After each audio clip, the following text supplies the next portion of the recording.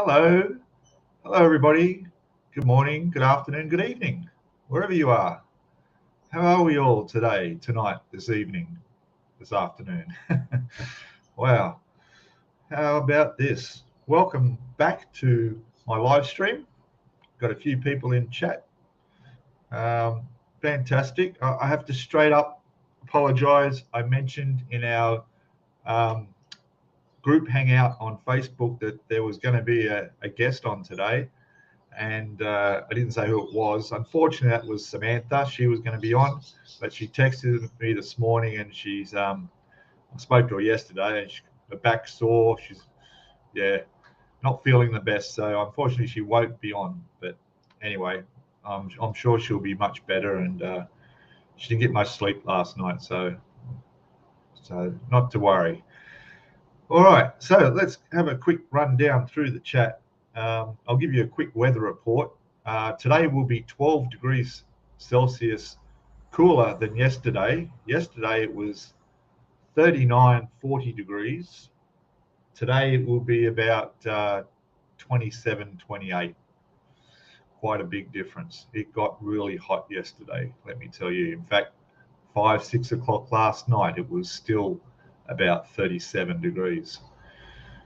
Yeah, that's up in the 100 odd, I think, in Fahrenheit. I'm not sure. All right, so let me go down quickly. Hobby time. How are you, buddy? Welcome. You're in there first. Wayne Saunders is there. G'day, mate. Gary there. Hello, Gary. I'll try and go through and put your names up in the screen if I can. Mr. Rally Car Miniatures. How are you, buddy? Welcome. Hope all's well there. Hello. G'day. Hello. Welcome to you. Addy P. Where are you from? Don't recognize that name. Or should I? I don't know. I've had a tough week. I'll explain later. Welcome. Steve's there. Hello, Steve. How are you? We got going down the chat. Don't want to miss anyone. Hello, Sue's there. Ice Queen 7. Hello, Sue. G'day to you. Excellent. I have to apologize. I didn't make it to your last live stream. Yeah, there's been some changes at work, which I won't go into, but I'm not driving. Let's put it that way. I am not driving, and I'm not in a position where I can be on your watching your live stream, at least not the Tuesday one, I think. Yeah, we'll see. Anyway, Paul's there. Hello, Paul. Good morning to you. It's going to be much better, more cooler day than yesterday, isn't it, mate? Unbelievable yesterday. Although it got up to the 40s earlier in the week, it got up to 41, 42 degrees earlier in the week. Amazing. Hans is there. Hello. Having an early one? No worries, mate. Thanks for popping in and saying hello. Cheers, mate. G'day. All right. John Alec is there. Hello, buddy. Welcome. Hope all's well in your part of the world. Good to have you on. Excellent. Let me go. Dominic's there. Hello, Dom. Welcome. Big Dom. I saw your short. You put up a quick video earlier, a couple of hours earlier. You're on Little History. Yeah, Little History's channel. Doing a group build, isn't it? Yeah, something about a group build. Hey, it was like 3:30 in the morning when that video. Yes, I was up 3:30 in the morning to watch that. But yeah, that looks like a good one. And we've got Dave here from World War II Scale Models. Hello there. Hello. I hope I didn't miss anyone. I'm trying to go down through chat and keep up. Jim's there. Hello, Jim. Jim over there in Chicago, Illinois. Excuse me. I imagine it's quite cold over there in the Windy City, as they call it. I've got some photos to show later. I might show later. I'm thinking about totally off subject, but anyway, sort of related to things that are happening in the next month or so. But we'll get to that. Who else we got here? Totally Scale Models is there. Hello, welcome. G'day there. Teddy Vanis is there. Hello. 17 degrees in Greece. 17 degrees Celsius in Greece. Fantastic. Oh no, that's a bit cold. Not too bad, but still. If the sun's out, that's okay, isn't it? Andy, Anfield Road layout in the loft is in the house. Hey Lee, how are you, buddy? Welcome, mate. Welcome. And we got James from Boldly Go Model Works. How are you, bud? Good to see. Excellent. Laura's there. Laura's Battleship Row. Yes, the modeling mischief makers are all in, aren't we? Oh, excellent. All right. Okay. So it's pretty warm over there considering the time of the year. Excellent. That's good. What else we got? Did I miss anyone? I hope not. All right. There we go. Gary, I think I said hello. Yes. If I didn't, yes, I did. I remember now. Welcome. All right. How we got? We got like 2 thumbs up. What's going on? No, I know it's YouTube's not updating the thumbs up like it used to, but it does update the watching. 25 watching now, so that's great. So yeah, thumbs up would be much appreciated, by the way. Thanks, guys. All right. What was I going to show you? I'll show you some paints. So good old Jason from Outlaw Paints. I ran out of the interior red for my London bus up there. So he sent me another bottle, mind you, 100 mils of it. So plenty now. But he threw in a couple of extra bottles as well.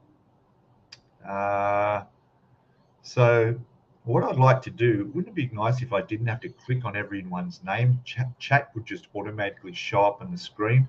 I think there's like an overlay you can get that actually does that. But anyway, you guys can see your own chat in the chat window anyway. So yeah, 12 likes, James. Thank you. Excellent. Good. What's this? Your Majesty. Hi, Your Majesty. Your Majesty is the king here. Hey, did I miss that? God, I hope he subscribes. Wouldn't that be cool? All right. What was I talking about? Oh, bad. Got off subject. Completely forgot what I was going to. Yeah, we talked about the weather, didn't we? The sun's up now and it's looking nice. You might hear some parrots in the background. If they come over to the balcony, I've already put food out there, so they shouldn't be too noisy. They haven't spotted it there yet, but yeah, I'm prepared. Paint. That's it. Paint. Gosh, we're missing somebody. Where's my moderator? Oh, Paul's there. No, Paul's not. I need to make you moderator, I think, Paul.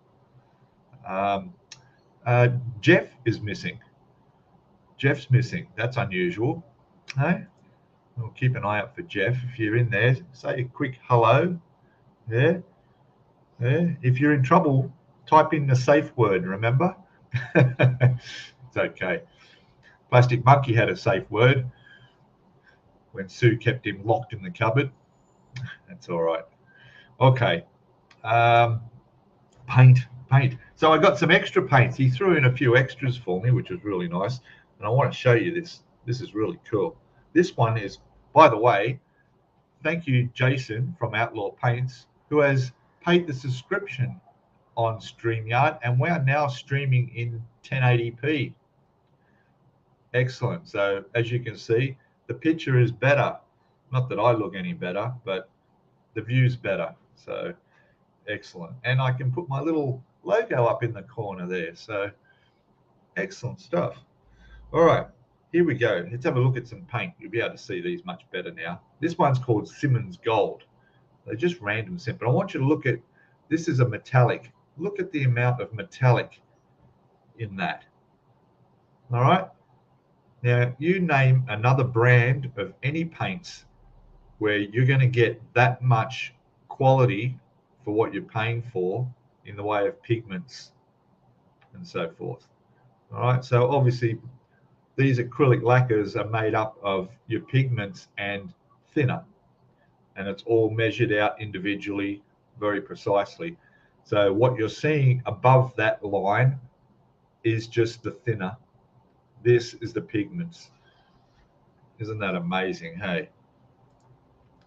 Now, I'll give it a quick shake because it also doesn't take much to shake, and you want to see the color. And there it is there. Look at that. Beautiful, beautiful gold there. Look at that. Isn't that nice? So yeah, that's a really nice color. Oh, I don't know what I'm going to paint. I've only got 5 bottles to show you guys. I'll show my favorite one last. So this one here is Austin Yellow. All right. And again, I don't think this is a metallic. I'm not sure, but Austin Yellow. And again, look at the pigments in that. All right. Look at that. So let's give this a shake. See what that's looking like. There we go. Austin Yellow. Sort of a goldy color too, isn't it? But I guess it's a specific color for something. But yeah, that looks really nice. There you go. Dominic's saying Pro-Scale paint. That's really good and a lot cheaper. Yeah. And very impressed with Outlaw Paints. Used some on a recent build. Works great. It sure does. You're buying stuff from AliExpress as an RPM. Oh yeah, I missed something there. That's cool. All right. Excellent. All right, let's move on and have a look at this one, which is a blue. This is a blue pearl. That looks quite nice. And what about the pigments in that? That's a darker color. I'm trying to see where the pigments. Oh, actually, it's right up there. It's almost at the top where the label is. So we'll give that blue pearl a shake. There it is there. Nice blue pearl. Nice to go well on a nice car body, wouldn't it? Or a motorcycle. Beautiful. And James is saying the Outlaw Yellow is excellent. Yeah, yellow, everyone says it's a difficult color to paint and use, but it looks really nice. A white aluminium here. I accidentally shook this up already, so I really can't show you the pigments. But yeah, that's really nice. That'll come in useful for tons of stuff, for sure. But nice white aluminium. Doesn't have quite that reflectiveness of a more metal-looking aluminium. I think I used this on the base of the Formula One Tyrrell car up there for the floor and underneath the chassis was done in that. Yeah. Now this is one of my favorites. All right, this one. Check this out. All right, this one's called Exotic Spice. Look at that. Look at the color in that. Again, I've shaken this up accidentally. It's a metallic sort of thing, but yeah, look at that. That would look nice, eh? Beautiful metallic spice. There it is. There we go.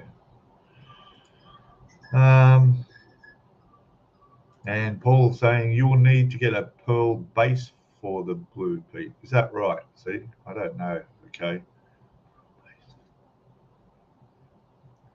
Like a primer, pearl base for the blue. Okay, that's all new to me. Yeah. Okay. But yeah, I really like that spice, hey? Exotic spice. Maybe it's the name. Probably the name does it for me. All right. Hello, Zinzan. Welcome, buddy. Ahoy there. How are you, buddy? Welcome.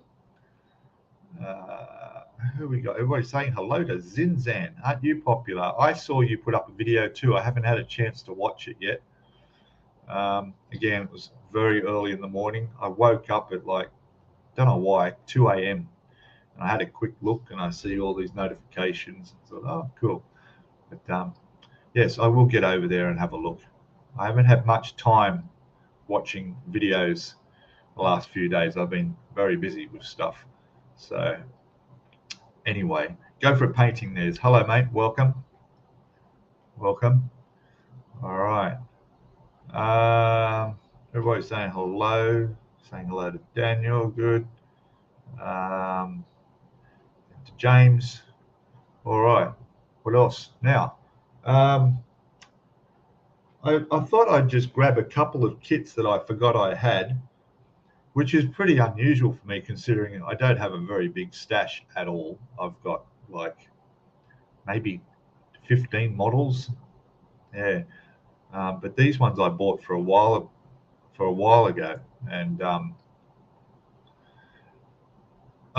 what's this? Hey, Peter, I have been away for too long. You needn't forgive me, sir. Okay, I'll wait. That's all right. It's okay. Metallic silver base color. Okay, Pete. So get the pearl effects through the top coat. All right. Had no idea. I'm glad you told me that. We'll get into more detail about that. Interesting. Okay. All right. All I knew was that spraying metallics with your airbrush means you got to be extra good at cleaning out your airbrush. That's all I thought. Anyway. What else we got? And there we go. There's that Sue, between Sue and Zinzan. All cool. All right. What was I going to show you? Yeah. So I have this. It's a Academy cargo truck. US M977 8x8 cargo truck. Looks pretty cool, eh? It was $24.99. It was marked down to $12.50, half price. So there you go. It looks interesting. On my list of things to do. Now let me tell you, boy, do I have a list of things to do. Anyway, sorry. Yeah, so that would be interesting, I suppose. Yeah. Now I also got, and I may have shown these before, I don't remember. Zavenka, I think I pronounced that right. And that is a boomerang, eh? A boomerang. Like, is that like a boomerang that doesn't work? Oh, bummer. A boomerang.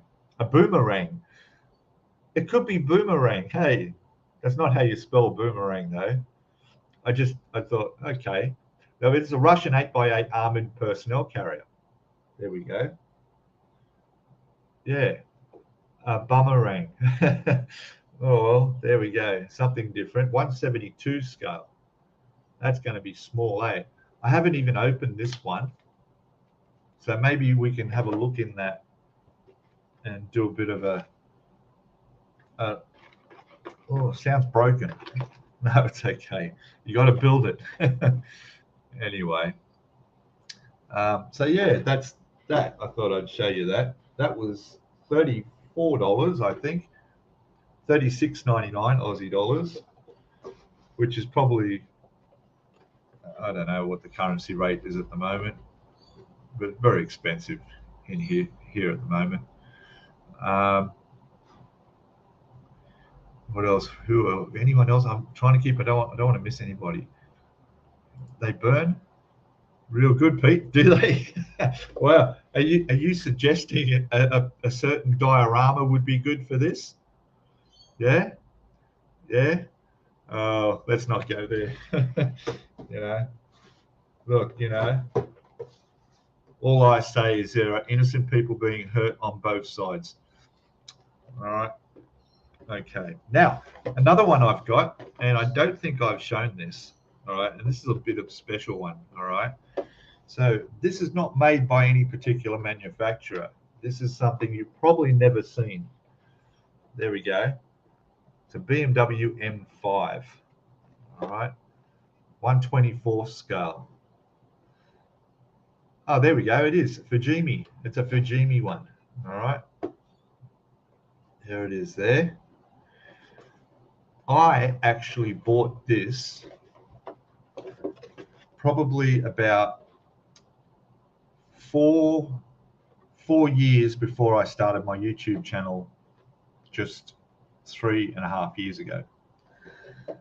And when I say I'd never built models before I started my YouTube channel, that's true, because I didn't build this. I bought this, but I never actually built it. I started it though. I did start it, but I made a mess of it. I'm sure I was using like nail clippers and and I don't know what paint, but you know, I'll just give you a quick look.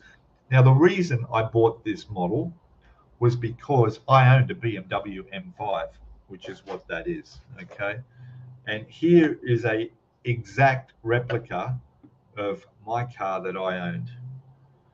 There it is there. So there it is. That is exactly my BMW E39 M5. The interior, everything is spot on. The wheels, the only thing different is the license plate. So yeah. Now that car was beautiful. I mean, obviously don't own that anymore. I sold that. I bought that secondhand from a really good deal. It was owned by a doctor who was flying back to the UK. He actually imported this car out from the UK when he moved to Australia. When you do the conversion from British pounds to Aussie dollars, when he bought this car brand new, it was 250, nearly $250,000. It was about $230,000 brand new. So that's why he didn't want to leave it in the UK, and he shipped it out when he moved here. And I got it for quite a good bargain when he moved back to the UK and didn't want to take it with him. One thing I remember with that, all the features on that vehicle, something that stood out from all the other cars here in Australia was the windscreen wipers. So over in Australia, the windscreen wipers go from left to right, up and down. But it seems like in the UK, they go right to left, because on that car they went right to left. It was just something that anybody that came in the car with me noticed if it was raining. But it had all the sensors, had the heated seats. It had a television. There was a TV in the dash. You could watch TV. Yeah, beautiful car.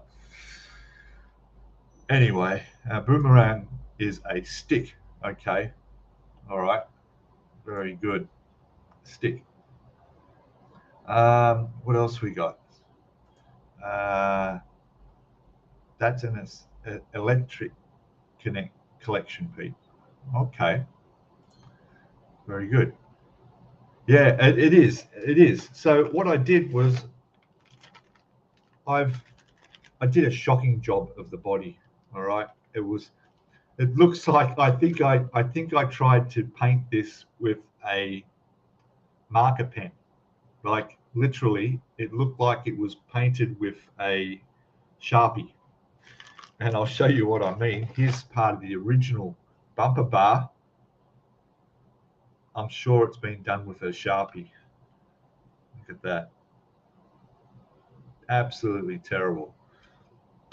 So I cleaned it all up and I black primed it, and I've got it all in there. So I'm hoping to get it to go normal. I do have, there's wheels in here. Like these are actually metal wheels with an axle there. So that's cool with the rims. That looks pretty good. We got the glass is in here for the windows and all that.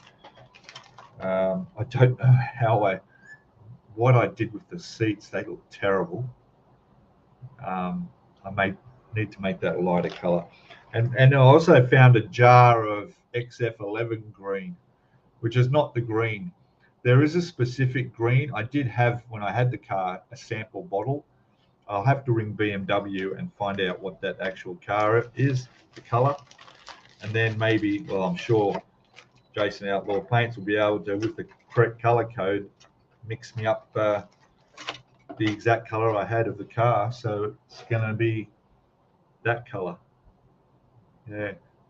Which looked black at night. In fact, the only other difference between that was my windows were tinted. My windows were completely tinted black. You could stand right at the window like that, look in there, and you wouldn't be able to see me sitting in there. And the reason I had them that dark tinted was because I was doing security and surveillance work, and there were a lot of times when I was in my car, sitting outside places, watching someone's house or a business or whatever, doing security work, and I would just sit there, be watching TV. I'd have a little camera mounted that showed anybody that came within a viewing distance around the car. It would give me a little alert, and I'd be able to see outside. But yeah, anyway, those were the days. So yeah, there's the instructions for it. Yeah.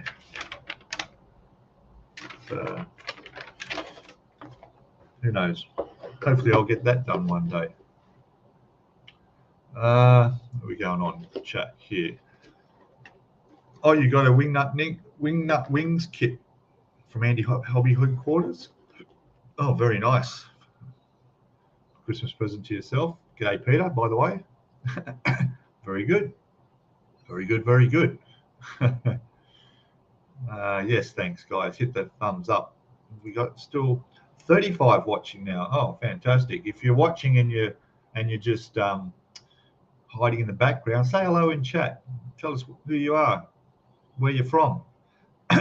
What's your phone number and your credit card details? No, I'm just joking there.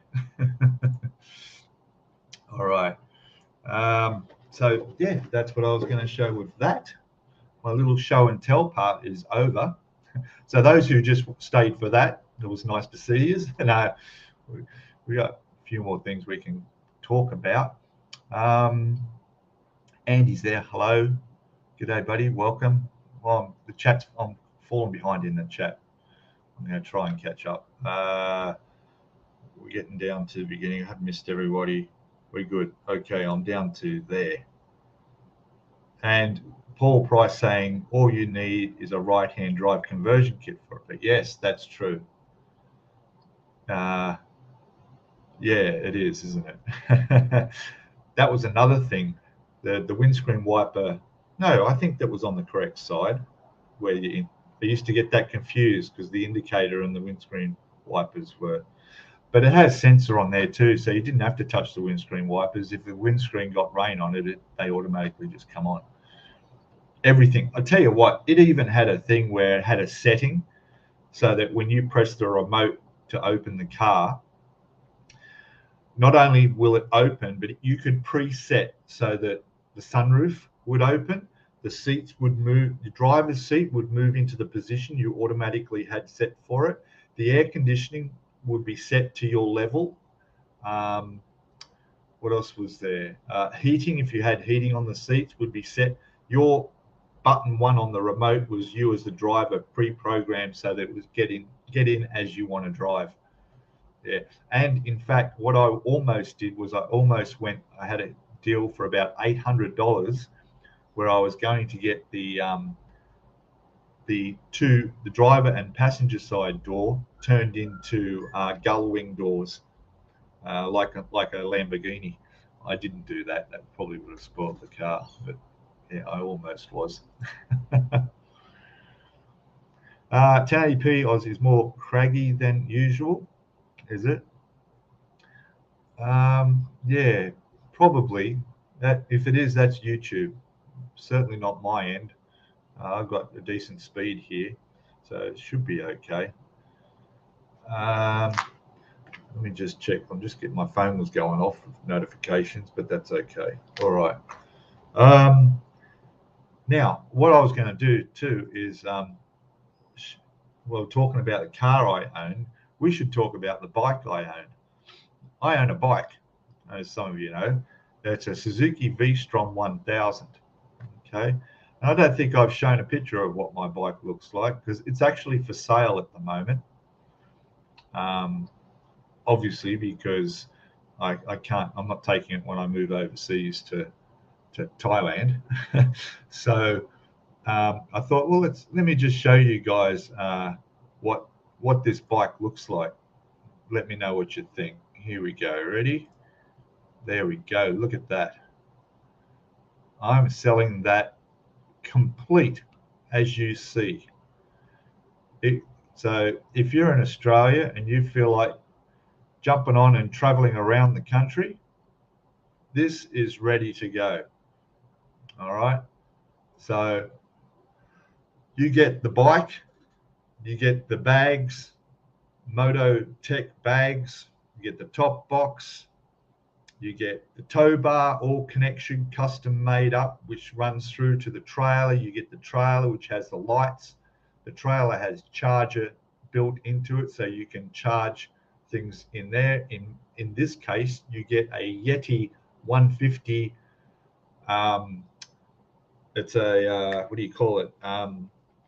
Like a power station. It's only about that big. I've actually got it here because I had to recharge it. You can charge that while you go, and that thing generates enough power to run a full-grown fridge for 24 hours. So when you set up camp, you can plug in your electrical stuff, charge your phone, do all that stuff, and then while you're riding, it can be in the back charging up in the next day or two. You get about 3 or 4 days or more out of a full charge, depending what you use it for. Esky, you get the tent is a includes that garage area at the front where you can park the bike and keep it in there under cover. And there's a back section that opens as well. Redverse is the name of the tent.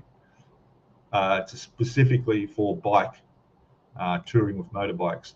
It all folds down to this size and goes into the trailer. You got a 5 or 10 kilo porta gas bottle that connects to your Coleman 2-burner stove where you can cook your meals and have your coffee and whatever else. The table, folding table. In there on this trailer, I had this custom built on the front here. So you've got your spare fuel. There's a 5-litre container for fuel there. And that's it. And I have already driven that. Hello, Richard. Well, are you there? G'day, buddy. Just showing off my motorbike for sale. There you go. I've already ridden this around Australia. I didn't go all the way around Australia. I went North Queensland, up into Cape York Peninsula, through the Gulf of Carpentaria, down through Mount Isa, out west, then into New South Wales and out to Broken Hill, and I went to the Mad Max Museum and stuff, and went down into Victoria. I rode across the Great Ocean Road, and then came all the way back up in through New South Wales and back when I was living in Queensland, back to Queensland. You'll notice on the side of the trailer there's some banners and stickers there. I actually did this ride just out of my own thing. It wasn't with a group or anything. It was just my own thing. It was for the Kids Cancer Foundation, and I rode around, and it's got a phone number there. People could ring and make donations, and I raised money for Kids Cancer Foundation. So there you go. But yeah, it's for sale, and yeah. Anyway, that's that. What else was I going to show off? I was going to show off something else. I wonder if I should. Okay, so let me just show you some embarrassing pictures. How's this? Are we seeing this? Let me get this sorted. All right. I have to take this one down, and we look at this picture. Hang on a second. Present, share screen, window, and that one. There. I think this might work. We're just going to have to check. Yes, it will. Okay, we'll go back. Don't usually do this. So let's have a look at that. Oh, that was me. Who knows where that is? Yeah, the red dirt's not included on the bike. I had it fully detailed a couple of months ago, actually, and it looks as good as new. Yeah. Who knows where that is? Anyone know? I'll give you a clue. United States, Canada. Yeah. All right. Well, that is Niagara Falls. That was the Canadian side. Obviously, it was working really well the day I was there. That was a bit of fun. Yes, you got it there. Richard got it. Well done. It's hard to do this when there's a delay because I don't see the chat till after I've probably already announced where I was. But yeah, all right. Let's go for another quick picture. I know this is totally unrelated, but why not? There we go. What building am I on? And what building am I looking at down there that is no longer there? Geez, I look good. I haven't changed much, have I? It's just the blondes come through a bit more. Okay? Yeah. Blondes come through a bit more. Fantastic. Okay. So that you'll figure that out, all right? So yes, there we go. You've got that. John Alex says you stayed on the Canadian side as well. Very good. That's right. So there's the World Trade Center down there, the Twin Towers. Richard's been to Niagara Falls too. Yes, so I'm Empire State Building. You're all got it. Good. Very good. There's no prizes, by the way, for guessing. So I'll tell you a short story about this. So I'm bad with the years, all right? So I don't remember what year this was. But I went to the Empire State Building and did that. And then I went back. And when I went back to New York later on, a few years later, I thought, well, I've been to the Empire State Building and I've taken a shot looking down there. So I'm going to go to the World Trade Center for a change. So I went to the World Trade Center. I got down there about 8:30 in the morning. It was. Caught the train across from New Jersey on the other side of the Hudson and got off at, I think there was a train station, World Trade Center. Went in there at about 8 o'clock in the morning, maybe a bit earlier, as soon as I could get there, because you guys queue for stuff in America, you know. So yeah, I know, no grey in that pic. So I went up to the top. Fantastic. I have photos somewhere. In fact, I have a photo of me standing there looking back to the Empire State Building. And then I took shots of the Statue of Liberty and everything else around, and a pigeon. I remember I got a pigeon photo. Anyway, so I did that, went back down, enjoyed the day. When I got back to the base of the World Trade Center, I looked back, and it was so big I couldn't get it in one photograph. So I had to get two photos. So the first photograph looks at the outdoor area, and then there's like a stock market ticker thing that goes across the front of the building of Tower 1. So I took that shot, and then I got the second shot looking from where that shot ended, looking to the top. All right. And on that ticker along the thing, I didn't realize till years later, it showed the date on there. Okay. So it was whatever it was, Monday, whatever the date was. In fact, I'll tell you what the date was. It was September 10. It was the day before. You know what happened on September 11? Yeah. So after I was at the World Trade Center, I went over, caught a ferry to the Statue of Liberty, lined up there for friggin' 2 hours to climb the stairs and look out the little hole in the crown. It's smaller than I thought, but I did it. And then off to JFK Airport and flew home. Yeah, I flew out that afternoon, late that afternoon. And then sure enough, when I got back home, it all broke on the news what had happened the next day with the attack. So that's my story on that. The lift ticket, when you go up onto the World Trade Center, they give you a lift ticket with a picture of the thing on there. I actually sold that on eBay. It was one of the last tickets issued on the day before. Yeah, anyway. So that's that. What else have I got? I'll show you some more pictures. We're way off topic, but anyway.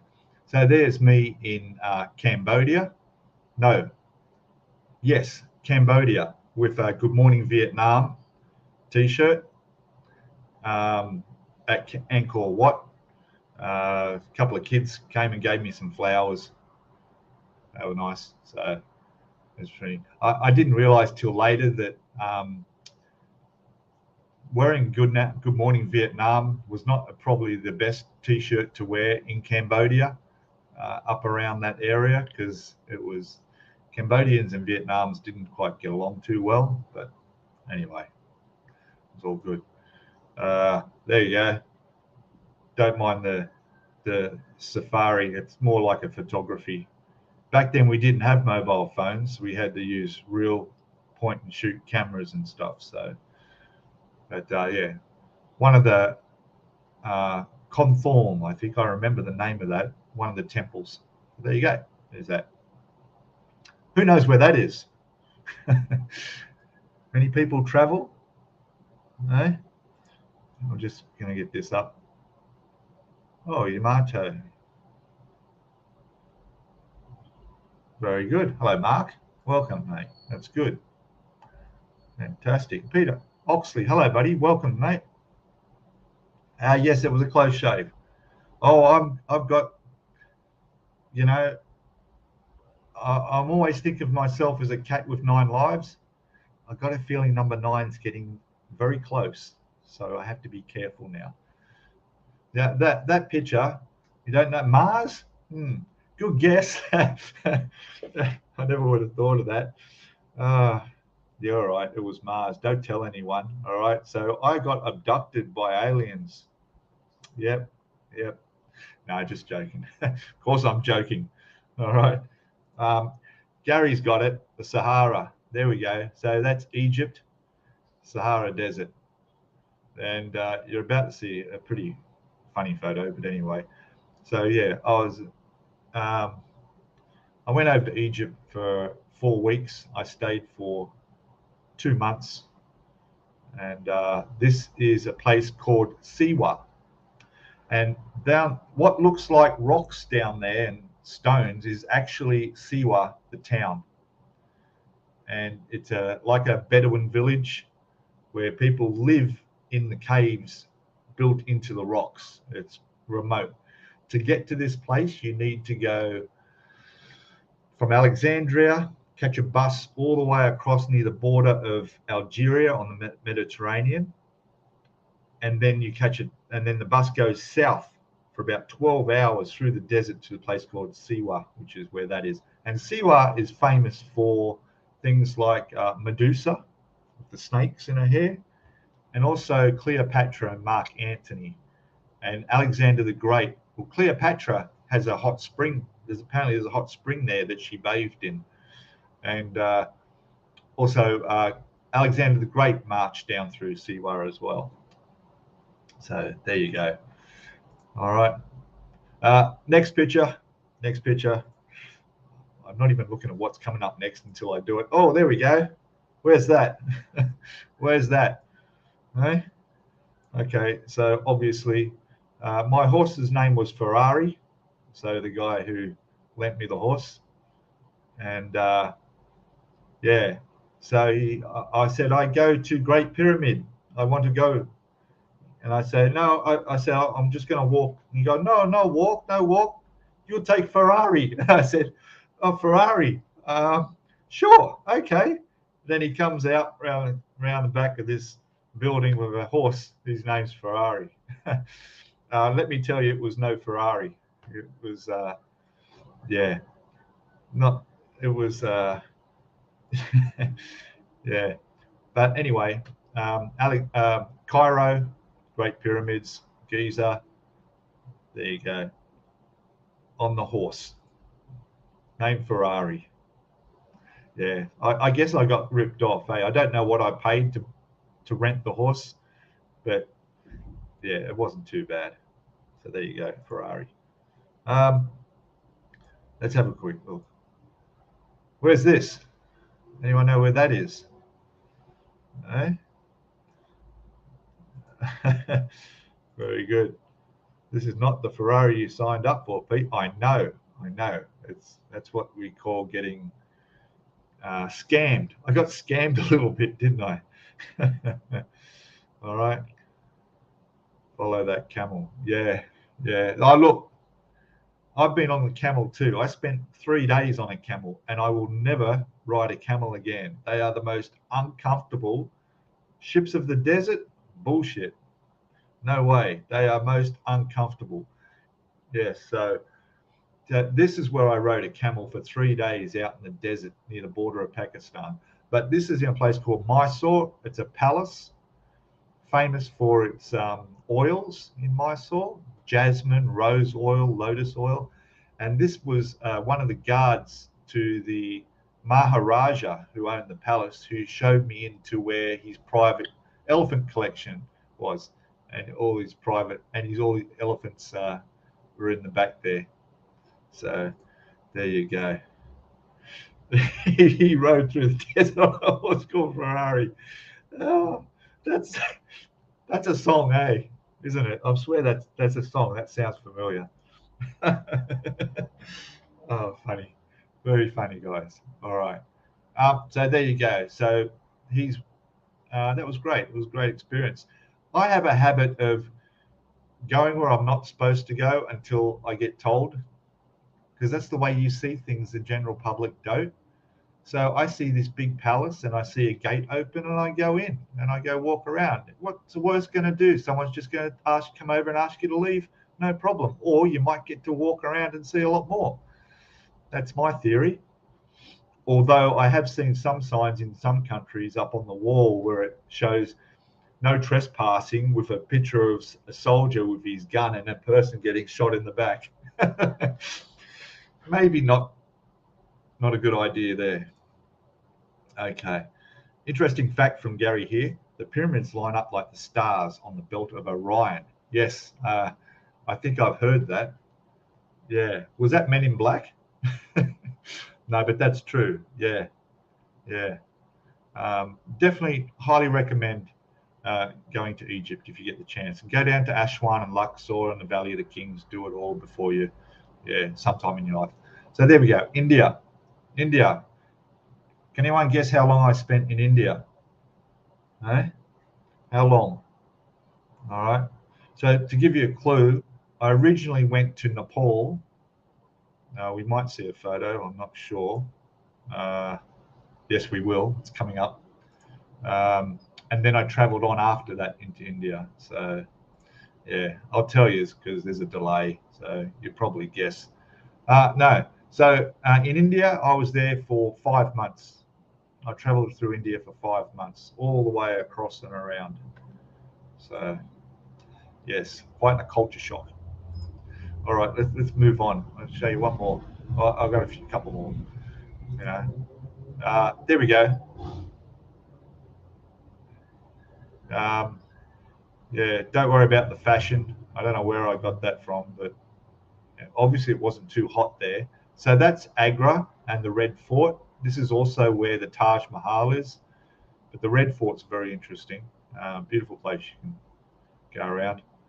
Still looking at that dark hair of mine. Jesus. Anyway, moving on. Oh, here we go. So here we are on my steed, my stallion.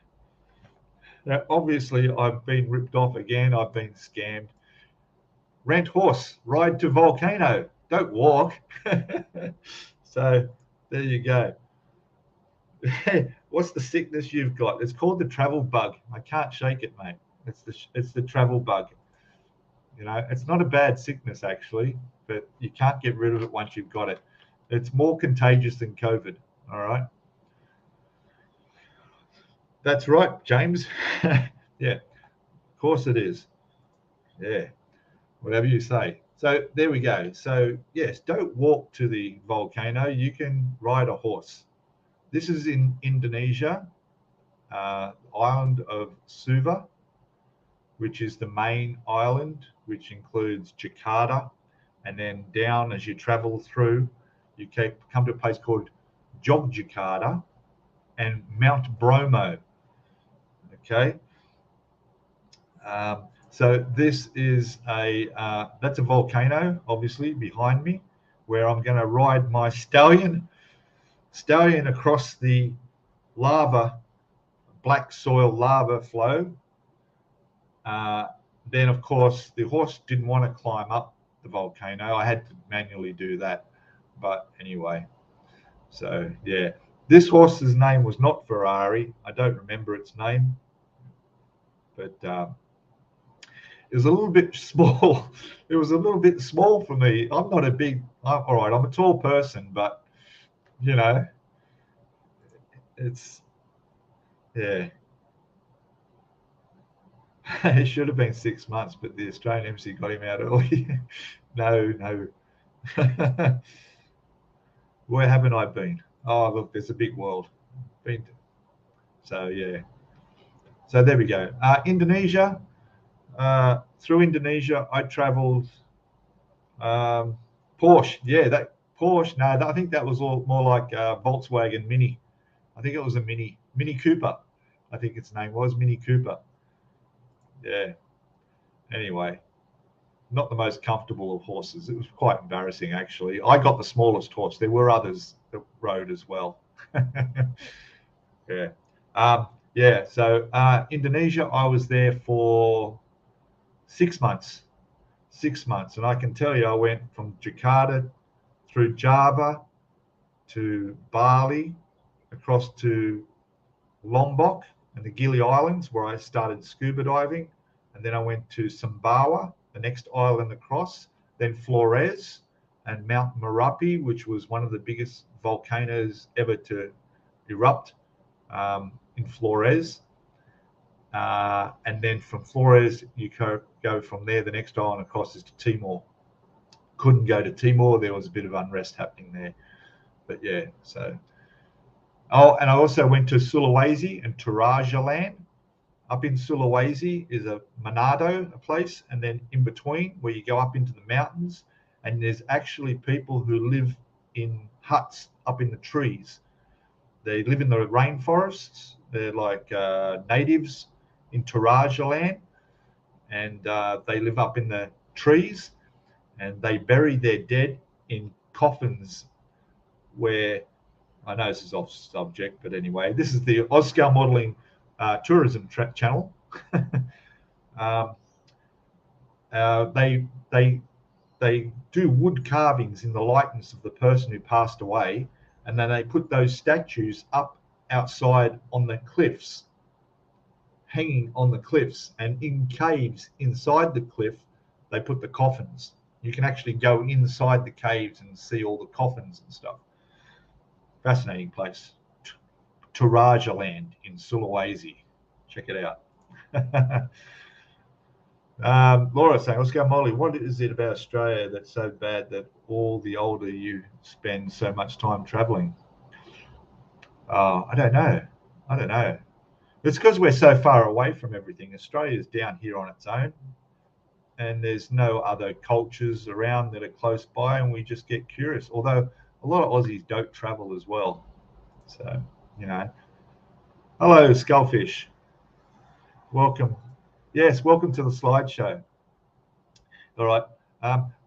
By the way, you might notice, I think that is my Ferrari T-shirt I'm wearing on that horse. I think it is. Yeah. I just noticed that then. Yeah. All right. So moving on. There we go. So I've climbed the top of the volcano there, looking back down from the viewpoint. So quite a nice spot. That thing around my neck is called a camera. We had those before mobile phones. All right. Most of you in chat, I know that. But if there's any young people in chat, I thought I'd just let you know that. Yeah. Sue's still with us. Hello, Sue. I'm glad you're still watching the slideshow. We're wondering where's Alan Wicker. I'm wondering where Jeff is, actually. Where's Jeff? Sounds like it's only the poles at the top and bottom you've not been to. No. I haven't. Everest was the highest place. I climbed Everest, but I didn't do the summit. Okay, so I went up the ice wall to the second base camp as a part of a support group for team that were actually summiting. But we did summit 2 mountains on the way out to Everest, Guakio Rai and I can't remember the other one, across a glacier called Renjo La into Tibet. Yeah, that trek was 6 weeks. That's part of the whole lot of the travel that I did, because that 6-week trip to Nepal doing the Everest with World Expeditions, our leader on that Everest expedition, we'll get to the next page, next slide actually, probably before we talk about that. Where are we? Bring it up. Let's go this one. That's right on the edge of the crater there. If you've ever climbed a volcano, you'll notice that mist coming up there in front of me. Had to be careful because that's all sulfur. And depending which way the wind's blowing, it literally took the breath out away from your lungs and you could choke. So normally you could walk all the way around the rim, which I did because the wind actually settled down and the sulfur was going straight up. So I walked right around the rim of that volcano. And I think that volcano has erupted since then as well. Just thought, yeah. So it has erupted since. I do actually have a photo of myself at another volcano in Indonesia, where I'm right up close to the hole, and you could see the glowing red. I couldn't get any closer because of the heat coming out. Mount, I can't remember the name of it, the mountain. Yeah, I can't remember the name of the volcano. But anyway, and it has erupted. That did erupt a couple of years ago, actually. Yeah. All right. You've been out. You've been to Tasmania. Oh, there you go. You've been out of. No, not really, have you? It's part of Australia. All right. Moving on. Okay. I don't know why that's there. By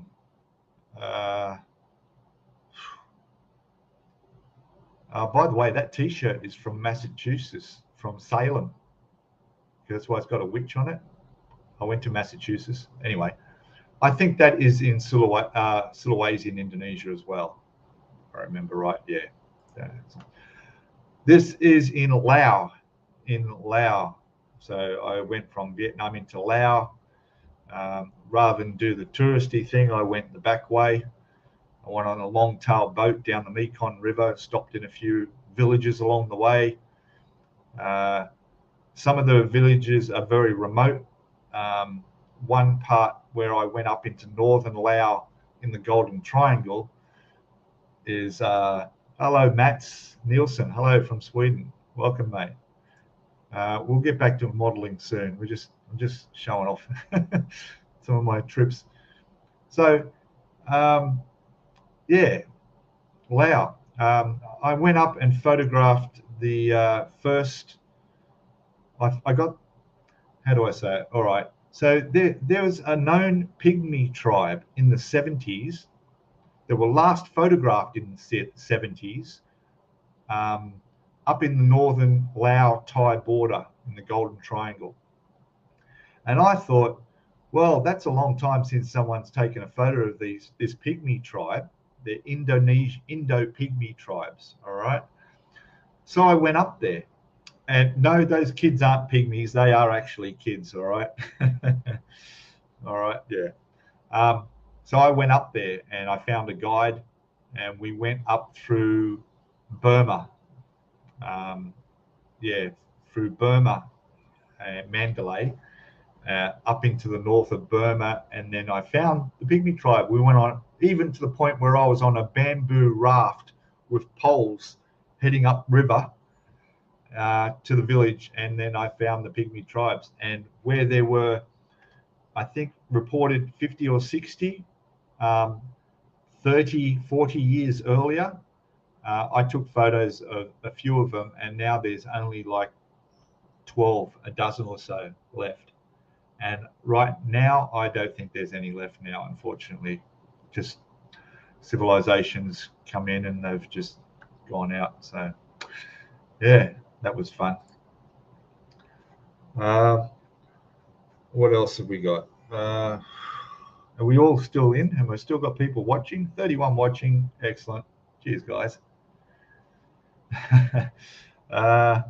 All right, where are we? What else? Oh, we go another picture. Okay, so this was just a poll I saw. Going by the shops in the background, I would say this is probably in Kuala Lumpur in Malaysia. Yes, there's a Malaysian flag.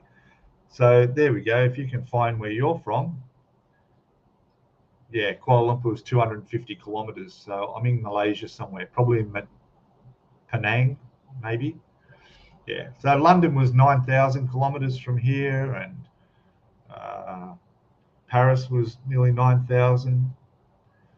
Sydney's 5,500 k. So interesting. There you go. Uh, longest trip done is 12,000 kilometers. Very good. London to Sydney, London to Sao Paulo. Very good. Let me go over another picture. Uh, there we go. There's the Everest shot. There's the money shot. So that's pretty close. Pretty close. To give you an idea, I'm on the summit of a mountain called Guaikio Rai. The next shot will show you that mountain that I'm standing on and what it took to climb to the summit of that mountain. All right. And you'll have to look carefully at the picture. All right. Now, Everest, as you can see there, up in the top corner, it's hard to point while I'm down here. Down at the bottom is, you can just see to my left there is the part of the ice flow. This is the ice wall that you have to climb through. You have to go through the ice flow glacier to get to Camp 2. So base camp is Camp 1, and which is way down, and then you get to the ice wall, and then you go up and around and you climb Everest, blah blah blah, and up to the summit. Obviously a very nice day. So yeah, and it was quite cold, but there we go. So this is on the top of summit of Guaikio Rai looking at Everest. The next shot, this one,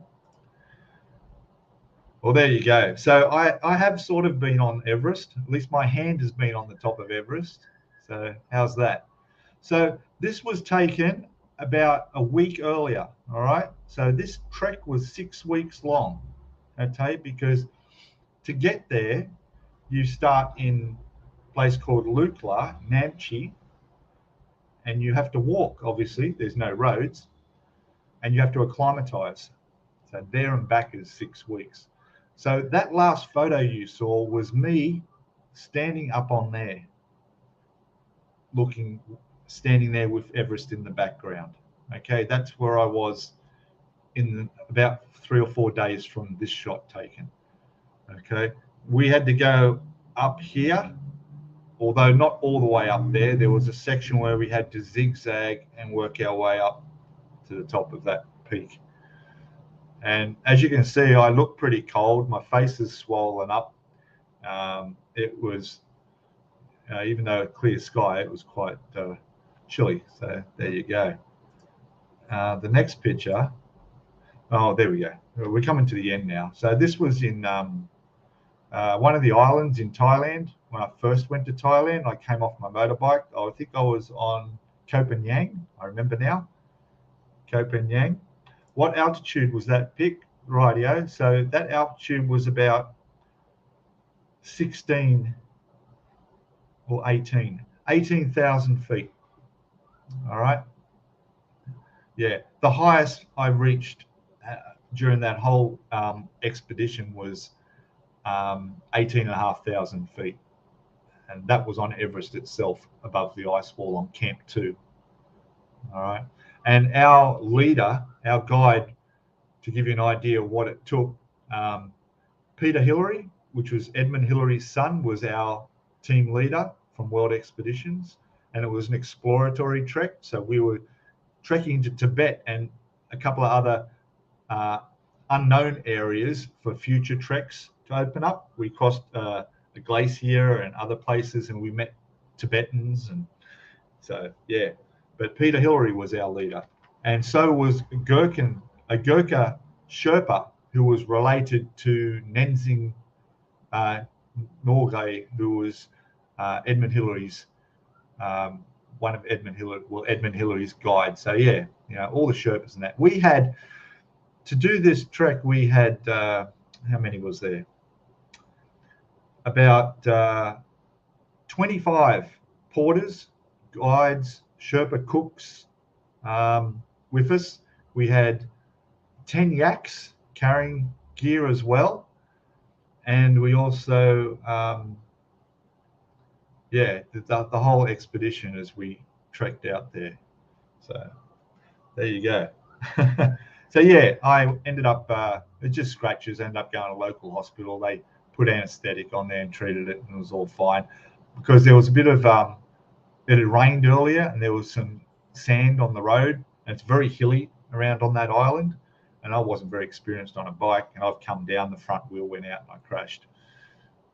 So it was all good. He was a Gherkin, yes, he was a Gherkin. They did a lot in the war, didn't they? The Gurkhas.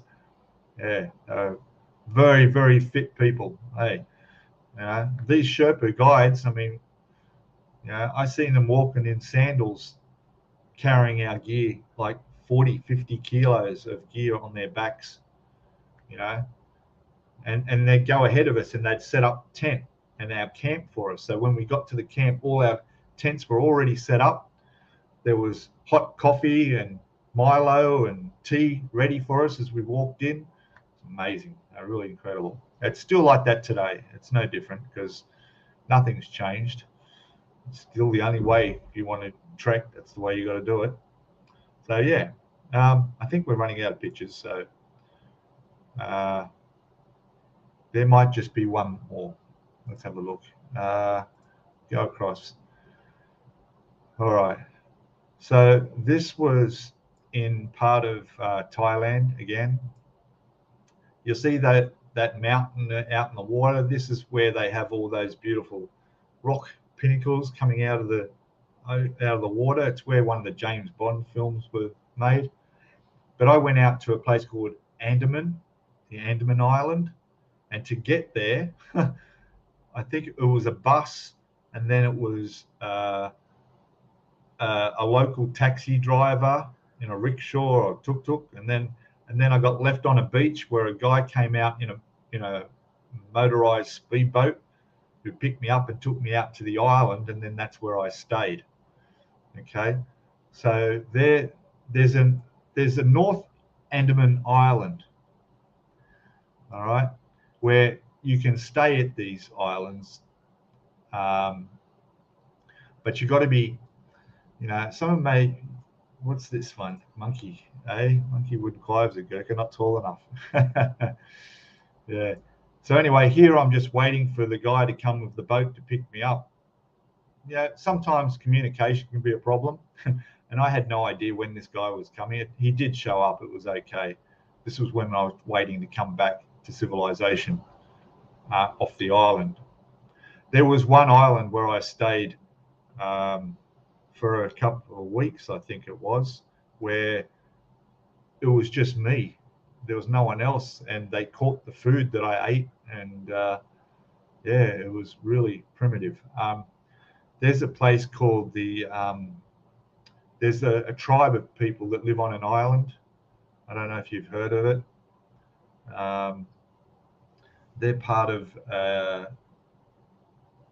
a society that they've been kept separate from the outside world. Nobody's allowed to go to the island. They're completely on their own. And they're not allowed to be there at all. And no one's allowed to go to the island. But there are islands north that you can visit, which is fine. But this primitive tribe still hunt with spears, bows and arrows. I think a helicopter went over once a couple of years ago when they were doing a census to try and get a head count of how many were down there. And they were shooting arrows up at the helicopter. These people have been that way since caveman times, like untouched. It's the only place on the planet where they're still undiscovered, not undiscovered, but they've had no interaction with civilization. So not even I could go there. Yeah. So that's that one. I think we're Oh, I don't know why that picture's there. Just getting a haircut somewhere local. I don't remember. Basically, when you get a haircut and you don't speak the language, you just show them your passport photo and you say, same, same. No problem. Okay. And that's it. There you go. You've been on a world tour for a bit. So there we go. How long have I been going? Over the hour, of course. No problem. That's good. Excellent. I need a drink.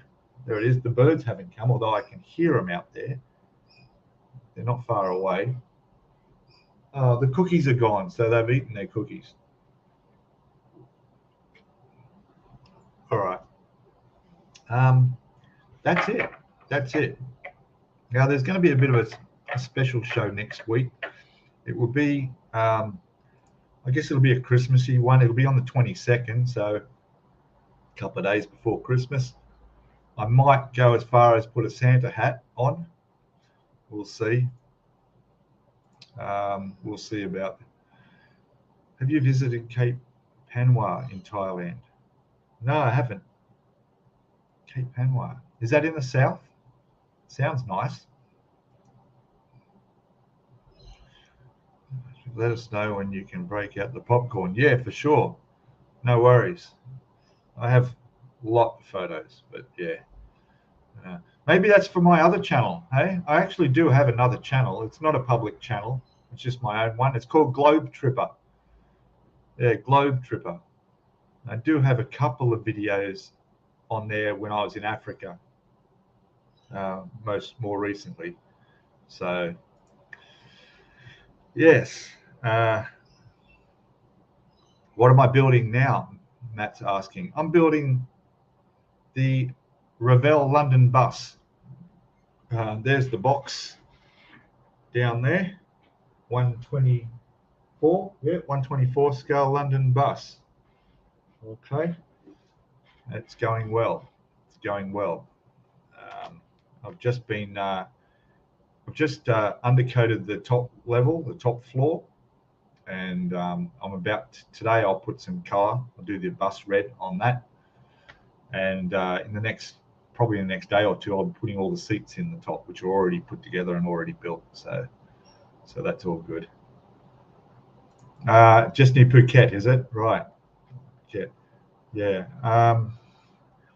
I don't think so, but I'm sure it's a nice place. Anywhere down there is absolutely spot on. And you've built it too? Excellent. Very good. Yeah, I'm having a bit of struggle. I had some bent pieces, which thankfully Ravel replaced the side of the bus that was bent for me, which was good. But now I've discovered there's the floor section of the upper level is warped as well. But I think that'll be okay. It should work. Yeah. But yeah, so I'm moving to Thailand next year. But we'll talk about that next week because I've got a couple of big announcements to make in the next week's live stream. So it's concerning me, what I'm doing, what's happening with the channel, and things that basically things that were planned that are happening sooner than expected. So much sooner than expected. So we will see. So next week, when things are confirmed, I'll be making a bit of an announcement on that. Also hoping to hit those who may notice, I'm getting up near the 5,000 subscriber mark. I think last I looked this morning we're about 4,900, I don't know, 20 subscribers. So I'm got my fingers crossed and hoping I can hit 5,000 by New Year's, between Christmas and New Year's. So we'll see how that goes. Laura's building another aircraft carrier, the 13350 scale landing craft. It's only taken a week. So much easier than battleship. Oh, okay. You're building a 135th scale landing craft, right? That's cool. I built the hovercraft by Trumpeter. I think it was that scale. Is that the same thing? That was a cool little kit to build, something different with the airbag around the side of it. They called that a landing craft. Yeah. I videoed that too on the channel. Yeah. Anyway, well, guys, I'm going to end it shortly. Give you all a chance to say goodbye in chat. Thank you all for coming in and joining and watching my travel adventure slideshow. Just something a little bit different.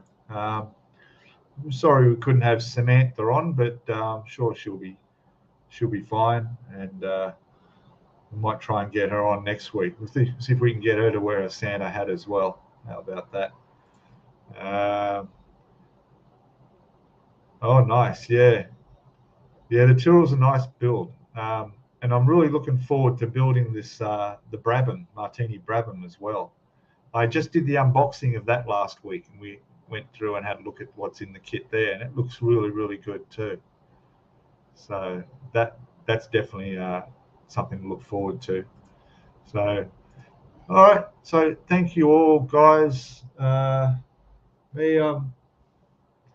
Not a cloud in the sky. The sun's out. It's bright. It's warming up now. It's the 172. Yeah, that's right. Hovercraft. That's it. That's right. Yeah. Yeah. You've got it. All right. Yeah. Okay. Well, thank you, everybody. I'll catch us next week. I think we've got part 6 of the London bus coming out next week. I think it's part 6 on Monday, Tuesday, depending where you are. And then obviously the live stream will be next week. And don't forget our Facebook, of Scalemodeling Hangout Facebook. Don't forget to join that. The link is not in the description on this live stream, but it will be. I'll put it in there after I end the stream. So you can do that. Yeah, it's all good. All right, I'll play the outro. Thank you, everybody. Catch us all later. Birds have just showed up. Looks like they want some more food. I'll have to give them some water as well. And all good. All right, where are we? Play my little catchy jingle as we head off. Exit. There it is. All right, guys. Have a great one. Enjoy your weekend when it gets to you. And I'll see you in the next one. Bye for now.